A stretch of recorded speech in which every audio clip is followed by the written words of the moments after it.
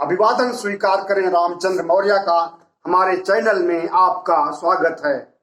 साथियों, आज हम चर्चा करेंगे भारतीय जनता पार्टी पर और आरएसएस की विचारधारा पर और आरएसएस और भारतीय जनता पार्टी की असलियत पर कुछ बातें रखना चाहेंगे। साथियों, भारतीय जनता पार्टी जो आरएसएस की एक राजनीतिक शाखा है, वैसे ही झूठी और वैसे ही फ्रॉड, वैसे ही लोकतंत्र विरोधी और वैसे ही संविधान विरोधी है जैसे आरएसएस।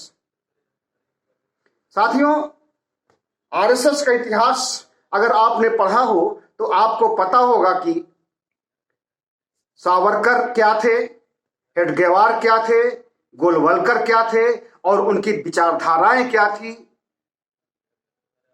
अच्छी तरह से आपको पता होना चाहिए कि यह संस्था न तो अंग्रेजों के खिलाफ थी और न अंग्रेजों से लड़ाई लड़ने में, आजादी दिलाने में इसका कोई योगदान रहा है।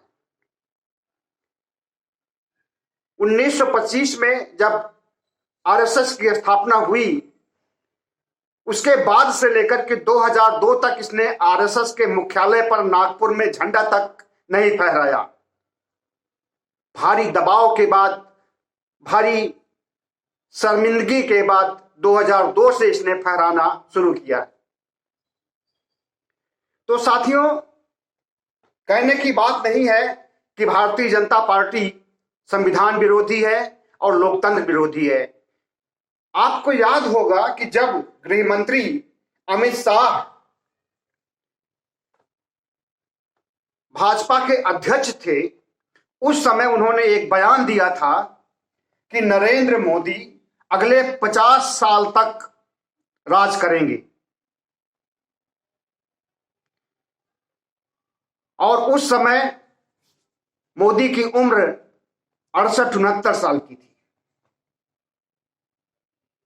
68-69 साल की, अभी 72 साल के।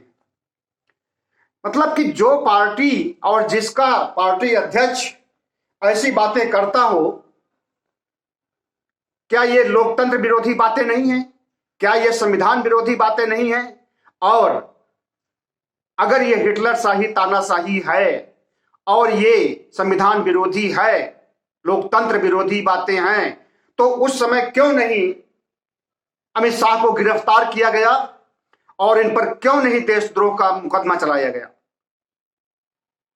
सिर्फ इतना ही नहीं, ये एक ऐसी पार्टी है जो कि दंगे, सांप्रदायिक दंगे हाथ से भड़काती है और भारी पैमाने पर जान माल का नुकसान होता है। दिल्ली दंगा एक हालताज का उदाहरण है, जिसमें इन्हीं भाजपाइयों में कपिल मिश्रा और अनुराग ठाकुर ने की बयानबाजी देशद्रोही किस्म की थी, लेकिन उन पर कोई कार्रवाई नहीं की। अनुराग ठाकुर का पद बढ़ा दिया गया, उन्हें कैबिनेट मंत्री बना दिया गया और कपिल मिश्रा खुला घूम रहा है। उसकी भी न गिरफ्तारी हुई है और न कोई कार्रवाई हुई है। तो और किस तरह के वो भड़काऊ नारे थे, किस तरह की बातें थी, दुनिया जानती है। देश के गद्दारों को गोली मारो, सालों को, ऐसी बातें की जा रही थी। तो साथियों, हमारा कहने का मतलब यह है कि भारतीय जनता पार्टी का चाल चरित्र, चेहरा समझने के लिए इसके थोड़े से इतिहास में जाना पड़ता है और इतिहास को छोड़िए, वर्तमान को ही देख लीजिए तो पार्टी से और इसके संगठन से और इसके क्रियाकलापों से मोहभंग हो जाएगा। यह एक ऐसी पार्टी है जो हिंदू मुस्लिम के नाम पर दंगे भड़काती है, मुस्लिमों को, अल्पसंख्यकों को टारगेट करती है और उन्हें दोयम दर्जे का इंसान समझती है इस भारतीय लोकतंत्र में। तो ऐसी पार्टी जो लोकतंत्र विरोधी गतिविधियों में जुड़ी हुई है, जो धर्म और पाखंड को बढ़ावा देती है, जो ओबीसी को उनका अधिकार नहीं देती है, जो ओबीसी जनगणना से मुकर जाती है, जो कोरोना से मरते हुए लोगों को भगवान भरोसे छोड़ देती है और उनकी लाशें लाखों की संख्या में नदियों में नालों में बहते रहते हैं और उसे गीत कौवे नोचते रहते हैं। और जब सवाल उठाया जाता है तो कहते हैं कि दवाओं के अभाव में, वेंटिलेटर के अभाव में, आईसीयू के अभाव में कोई मौतें हुई ही नहीं। तो ऐसी पार्टी जो झूठ भी बोलती है, फरेब भी करती है, लोकतंत्र विरोधी भी है, संविधान विरोधी भी है, जनता क्यों चुनती है ऐसी पार्टी को? ऐसा क्या बात है, ऐसा क्या आकर्षण है भारतीय जनता पार्टी में कि इसे बार बार चुना जाता है? ये जनता की, खास करके बहुजन समाज की नादानी, मूर्खता और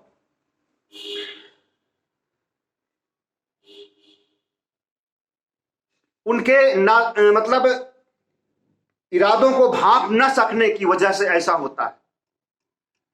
जिस दिन ओबीसी, पिछड़ा वर्ग, दलित समाज, अल्पसंख्यक सबकी आंखें खुलेंगी, उस दिन से भारतीय जनता पार्टी जैसी सांप्रदायिक पार्टी रसातल में चली जाएगी। जब तक बहुजन अपना इतिहास नहीं पढ़ेगा तब तक वो जागृत नहीं होगा, और जब तक वो जागृत नहीं होगा तब तक वो ऐसी नादानियां करता रहेगा। तो साथियों, अपने इतिहास को जानिए, इतिहास से पहले वर्तमान को देखिए, वर्तमान से पहले परिस्थितियों के देखिए, परिस्थितियों के पहले समस्याओं को देखिए, समस्याओं के पहले पेट को देखिए। इतनी महंगाई है कि 200 रुपए सरसों का तेल, 1000 रुपए के ऊपर सिलेंडर, 100 रुपए से ज्यादा पेट्रोल, 100 रुपए से ज्यादा डीजल। अगर इस पर जो है फिर भी आप उसी सरकार को चुनते हैं, केंद्र में चाहे हो चाहे राज्य में हो, तो क्या यह आपके मानसिक दिवालियेपन का प्रतीक नहीं है? बिल्कुल है। बस यह है कि उनके अंदर ऐसा आकर्षण है, ऐसा एक उन्माद फैलाने का या भावनाओं को जागृत करने का एक ऐसा षड्यंत्र है, एक ऐसा जादू है जिससे वे चुनाव के समय में मंत्रमुग्ध कर लेते हैं और आप लोग उस मंत्रमुग्ध हो जाते हैं, उनके बिछाए जाल में फंस जाते हैं। तो सबसे पहले किसी पार्टी का चाल चरित्र, चेहरा समझना चाहिए। उसने क्या काम पहले किया है, क्या काम करने वाली है, इसका लेखा जोखा देखना चाहिए, मांगना चाहिए। और अगर वो विकास के कार्यों पर ध्यान दे रही है और वो सर्वजन हिताय की बात कर रही है, बात तो कहते हैं सबका साथ सबका विकास, बस उसी में सब मस्त हो जाते हैं। कुछ नारे लगा दिए, कुछ हिंदू मुस्लिम कर दिए, कुछ दंगे करा दिए, कुछ राष्ट्रवाद के लिए पुलवामा जैसे हरकतें करा दिए, हादसे करा दिए जिसमें सेना के लोग मारे जाते हैं। बस यही इनका राष्ट्रवाद है और इसी से ये चुनाव जीतना चाहते हैं। इनका महंगाई से न कोई लेना देना सरोकार है और न बढ़ते हुए अपराधों से कोई लेना देना कोई सरोकार है, न चरमराए हुए स्वास्थ्य सुविधाओं से कुछ लेना देना है, और न बेरोजगारों की दयनीय स्थिति से कोई मतलब है। भारतीय जनता पार्टी एक ऐसी पार्टी है जो अपना इंफ्रास्ट्रक्चर देश को बनाने के लिए खड़ा नहीं कर सकती है, और जो इंफ्रास्ट्रक्चर, जो सेक्टर, जो कंपनियां, सरकारी कंपनियां पिछली सरकारों ने बनाई हैं, पीएसयू कहा जाता है उनको भी बेचने का काम कर रही है। चाहे वो हवाई अड्डा हो, चाहे वो एलआईसी हो, जीआईसी हो, रेलवे हो, सब कुछ बेच करके देश को तबाह करने की एक साजिश रची जा रही है। इनको पता है कि 2024 का चुनाव तो हारना ही है, यूपी का चुनाव तो हारना ही है, तो क्यों ना सरकार को या देश को बेच करके अपनी झोली भर ली जाए। इन्हें सबका साथ और सबका विकास से मतलब नहीं है, इन्हें सबका साथ और सबका विनाश से मतलब है। सबका विनाश करके, देश का विनाश करके अपनी झोली भर लें और एक बोले कि हम फकीर की तरह चले जाएंगे। फकीर की तरह तो चले जाएंगे, लेकिन जो लूट, देश को लूट करके पैसा रखे हो, ये लेकर के कौन जाएगा? किसके लिए लूट रहे हो? तो साथियों, भारतीय जनता पार्टी कहने को कुछ और कहती है और करती कुछ और है। कथनी और करनी में बहुत बड़ा अंतर है। सबका साथ सबका विकास का नारा दिया जाता है और उस नारे को जोड़ दिया जाता है और आगे बढ़ा दिया जाता है। बस इसी में जनता गदगद हो जाती है और फूल जाती है और वोट दे देती है। लेकिन किसका विकास हो रहा? ना महिलाओं का विकास हो रहा है। महिलाओं के साथ लगातार बलात्कार हो रहा है, आए दिन बलात्कार हो रहा है।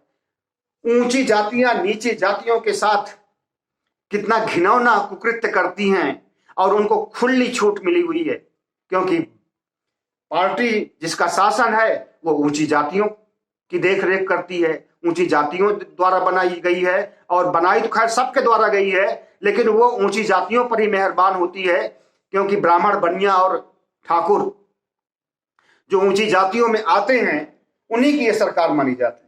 इतना सब कुछ ओबीसी, एससी, एसटी को पता है कि ये बनियों की सरकार है, ये ब्राह्मणों की सरकार है, ये ठाकुरों की सरकार है, उसके बावजूद से वोट दे देती। कितना बड़ा दुर्भाग्य है। अपने ही पैर पर कुल्हाड़ी मारती है ये बहुजन जातियां।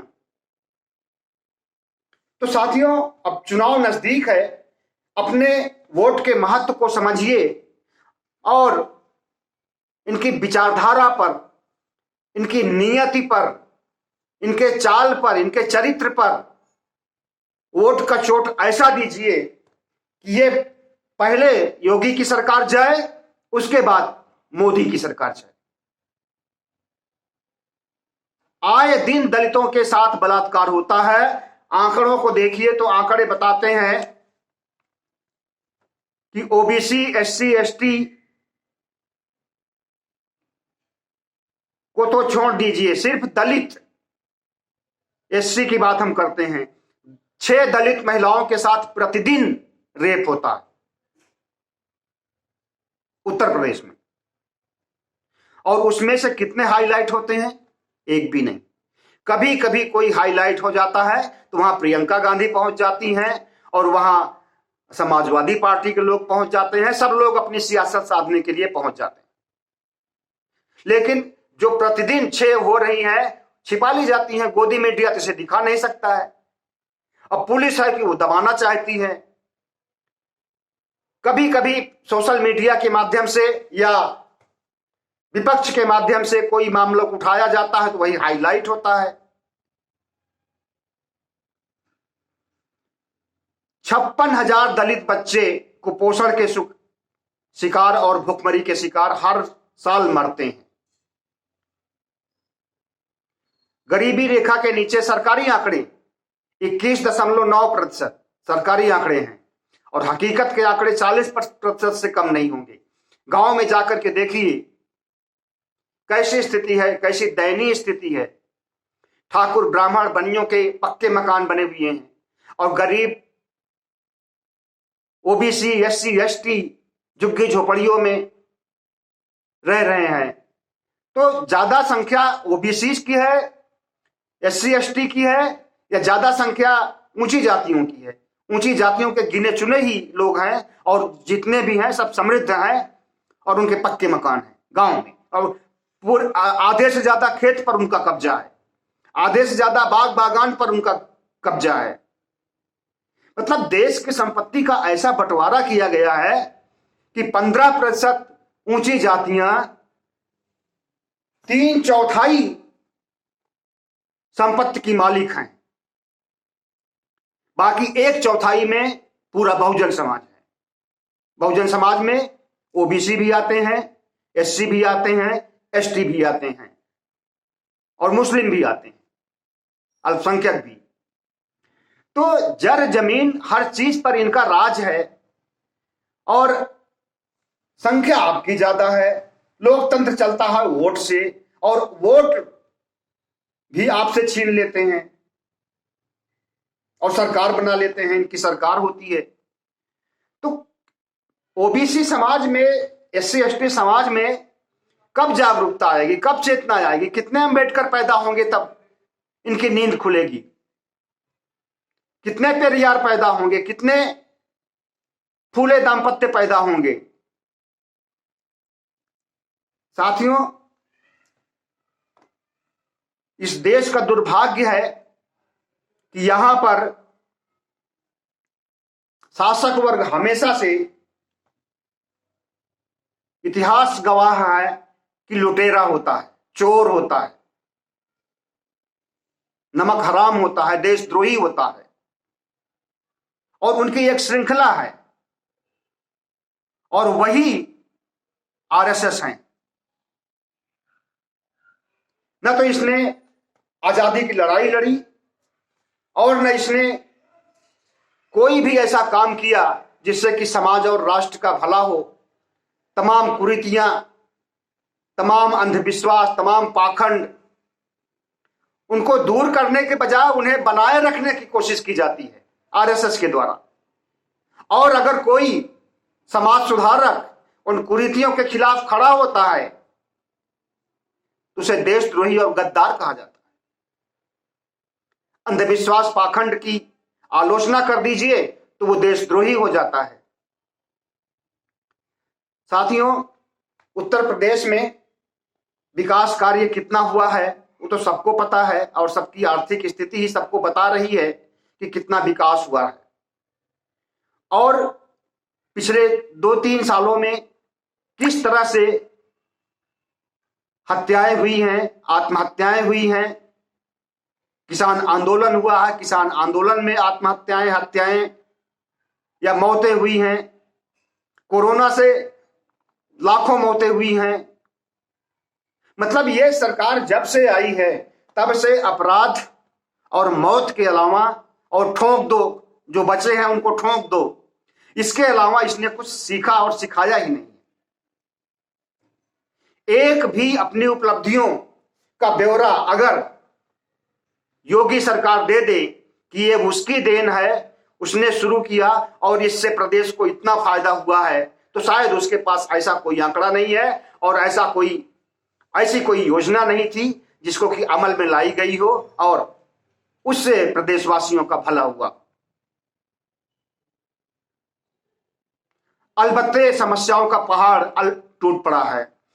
कोरोना के समय जैसी विभत्स स्थिति थी, ऐसी स्थिति देश में कभी भी नहीं रही है। 100 साल, 200 साल, 300 साल पहले भी इतनी मौतें एक साथ कभी नहीं हुई हैं जितनी की पिछले 2 सालों में हुई हैं। और ये तो कुदरत की देन है, प्रकृति की देन है, महामारी को लाना, पैदा करना। लेकिन महामारी से बचने के उपाय, इंफ्रास्ट्रक्चर, स्वास्थ्य सेवाएं जो होनी चाहिए वो बिल्कुल नहीं थी। अगर होती तो इतनी मौतें नहीं होती, इसकी आधी मौतें भी नहीं होती। तो एक तरह से जितनी मौतें हुई हैं उसका जिम्मेदार भी वो उत्तर प्रदेश सरकार है और आदित्य योगीनाथ है। इलाहाबाद में कुंभ हुआ था, उस पर 400 करोड़ रुपया खर्च किया गया। अयोध्या में हर साल, पिछले साल तक का तो आंकड़ा दिया जाता था कि 33 करोड़, 34 करोड़, 60 करोड़ रुपए का दिया जलाते हैं। इस बार आंकड़ा नहीं दिया गया। मतलब कि जितना कुंभ पर, अंधविश्वास पर, पाखंड पर, दिया जलाने पर, गाय गोबर गोमूत्र पर खर्च किया जाता है, वो सब विकास का पैसा है।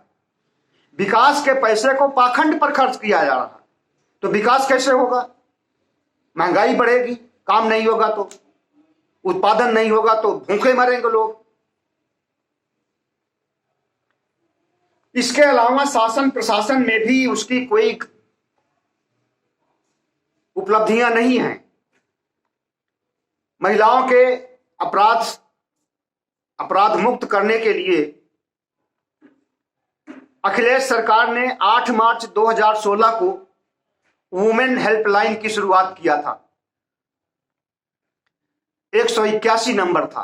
अगर किसी महिला को कोई कष्ट है, कोई अपराध हो रहा है, कोई उत्पीड़न हो रहा है, तो वो 181 नंबर पर फोन करें।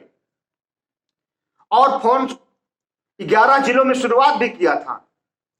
24 जुलाई 2020 को योगी सरकार ने इसको बंद कर दिया और उसके बाद से ही महिलाओं के ऊपर अत्याचार बढ़ा है। आज स्थिति यह है कि प्रदेश में सिर्फ दलित महिलाओं के साथ 6 बलात्कार डेली हो रहा है और बहुत से अपराध ऐसे हो रहे हैं जो कि सरकार के द्वारा या सरकारी तंत्र द्वारा प्रायोजित होते हैं। उसमें लिंचिंग होना, मुस्लिमों को टारगेट करना, हिंदू मुस्लिम के नाम पर दंगे करना, हिंदू मुस्लिम के नाम पर समाज को बांटना, इस तरह से योगी सरकार कार्य कर रही है। तो ऐसे में सवाल उठता है कि भारतीय जनता पार्टी को वोट क्यों? वोट ऐसी जगह क्यों न दिया जाए जो ओबीसी समाज से आता हो, जो ओबीसी के दर्द को समझता हो, जो ओबीसी की पीड़ा को समझता हो, जो दलितों की पीड़ा को समझता हो और जो अनुसूचित जातियों और कुल मिलाकर के बहुजन समाज की पीड़ा को समझता हो, वोट उसे देना चाहिए। मायावती तो इस काम में पहले ठीक थी, लेकिन अब फिसड्डी साबित हो रही है अपनी नीतियों के कारण, अपने कार्यक्रमों के कारण और कुछ न करने की, अकर्मण्य बने रहने की स्थिति के कारण। इसलिए अगर कोई विकल्प है तो वो सिर्फ अखिलेश यादव है। तो हमारा कहना है कि मनुवादी सरकार को, ब्राह्मणवादी सरकार को, सवर्णवादी सरकार को बहुजन समाज अगर नहीं गिराएगा और अगर मोदी की सरकार को नहीं गिराएगा तो जैसे स्थिति पिछले 5 और 7 सालों में रही है, यही स्थिति या इससे भी विभत्स स्थिति में देश पहुंच जाएगा। और इसके बाद इनका मनोबल इतना बढ़ जाएगा जीतने के बाद कि यह हिंदू राष्ट्र बनाने के लिए पूरे देश को खतरे और आग में झोंक देंगे। सीएए, एनआरसी और जितने भी इनके कार्यक्रम रहे हैं किसानों से संबंधित जो है, ये सब इसी का हिस्सा था। हिंदू राष्ट्र के तरफ ही इनके कदम बढ़ रहे थे, लेकिन न सीएए, एनआरसी लागू हो पाया और न किसान आंदोलन में इन्होंने जो चाहा कि सब किसानों की संपत्ति को उठा करके अडानी अंबानी की झोली में डाल दिया जाए, इनकी ये भी चाल, इनकी दाल नहीं गलने पाई है। और अगर देशवासी भवचक्के होकर के देखते ही रहेंगे और एक्शन नहीं लेंगे, वोट पर चोट नहीं करेंगे, तो योगी और मोदी सरकार न सिर्फ प्रदेश को बल्कि देश को तबाह कर देगी और उस तबाही की रास्ते पर पहुंच चुकी है, देश को बेचते बेचते। बहुत बहुत धन्यवाद। नमस्कार।